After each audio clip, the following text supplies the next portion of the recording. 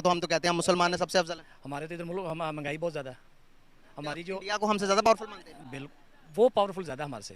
अच्छा, लेकिन इस्लाम के हवाले से जो है वो हम है।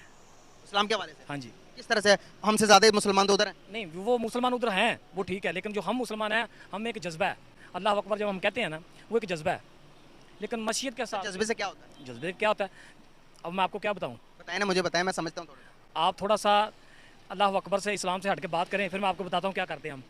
मतलब आप मुझे मारना शुरू कर बिल्कुल इंशाल्लाह ताला। सर, मुझे क्यों मारेंगे? आप जो तो हमारे इस्लाम के खिलाफ बात करेंगे हम तो मारेंगे ना। इस्लाम के खिलाफ बातें क्यों करूंगा सर? ये मैंने आपको बता रहा हूँ ना, ये इतनी बात है ना, ये आपको बता रहा हूँ। मैं इस्लाम के खिलाफ अगर बात करूंगा, एक मिनट मेरी बात सुन जज्बा इतना लें है। सर। जज्बा ये अगर इस तरह का जज्बा ना तो सर नहीं होना चाहिए। अगर मैं आपके इस्लाम के खिलाफ बात करता हूँ, फॉर एग्जांपल आप मुझे एजुकेट करेंगे, आप मुझे बताएंगे सर आपने जो बात की है। नहीं नहीं, सुन लो तो सुन तो लेना सर, आपकी बात भी पूरी सुनूंगा मैं इस्लाम के खिलाफ बात करूंगा तो आप मुझे बताएंगे बेटा आपने ये जो बात की हमारे नबी ऐसे हैं, हमारे नबी ऐसे नहीं है, हमारे इस्लाम ऐसे, हमारे इस्लाम वैसे नहीं। आप मुझे गाइड करेंगे और आप मुझे नहीं, मेरी बात अभी कंप्लीट नहीं हुई सर, देख लें मेरी बात कंप्लीट नहीं हुई।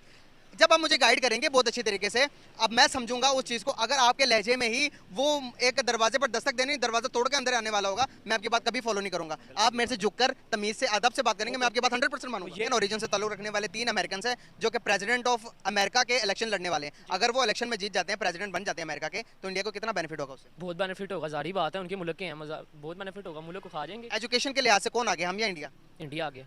पाकिस्तान में या हमें मीडिया में ये बताया जाता है, मुसलमानों को तो बड़ा गिन गिन के मीडिया में ये बताया जाता है, चुन चुन के गिन गिन के मारते हैं। एक पॉलिटिशियन को लटका दिया गया, अतीक अहमद की अगर बात करें उनके ही दौर में, क्या कहेंगे आप? नहीं देखो, ऐसा नहीं है, क्योंकि जब आदमी जब एक रूलर बनता है या किसी स्टेट को गवर्न करता है तो उसको फिर ओपन, जिसको हिंदी में हम बोलते हैं कि उसको तटस्थ रहना पड़ता है, मतलब न्यूट्रल रहना पड़ता है।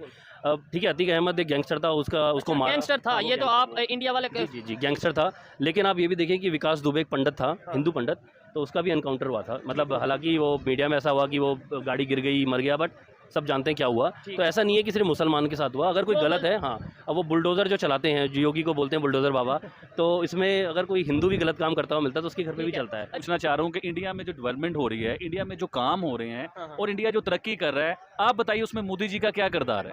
नहीं ठीक है, I agree to some extent, क्योंकि क्या होता है कि जो डिसीजन मेकिंग होती है ना, it has to be strong, है ना, जो बोलते हैं। तो अब अगर फॉर एग्जांपल ये रोड चौड़ी करवानी है और जो यहाँ का लोकल जो लीडर है, अगर वो ढीला पड़ गया इन ट्रेड यूनियनों के आगे, तो वो रोड चौड़ी नहीं होगी कभी।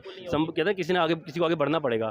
डिजिटल जो डिमोनेटाइजेशन हुई थी तो उसमें बहुत सारे लोगों को लॉस भी हुआ, कोई लोग टूटे भी, लेकिन अगर आप ओवरऑल देखें तो फ़ायदा ही हुआ, है ना। अब फिर उन्होंने जीएसटी जो बनाई है, एक तो एक सेंट्रलाइज टैक्सेशन कर दिया।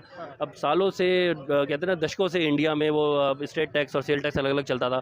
ठीक है, थोड़ा वो 4-6 महीने थोड़ा सा इम्पैक्ट पड़ा अचानक से, लेकिन अब वो स्मूथ हो गया है। तो आई एग्री जो आप कह रहे हैं, लेकिन मतलब देखिए, मैं बीइंग पाकिस्तानी आप और मुस्लिम, अगर मोदी को कोई पसंद करता है तो मतलब बहुत अच्छी बात है, मेरे लिए फ़ख्र की बात है कि मेरे पीएम के इतने बड़े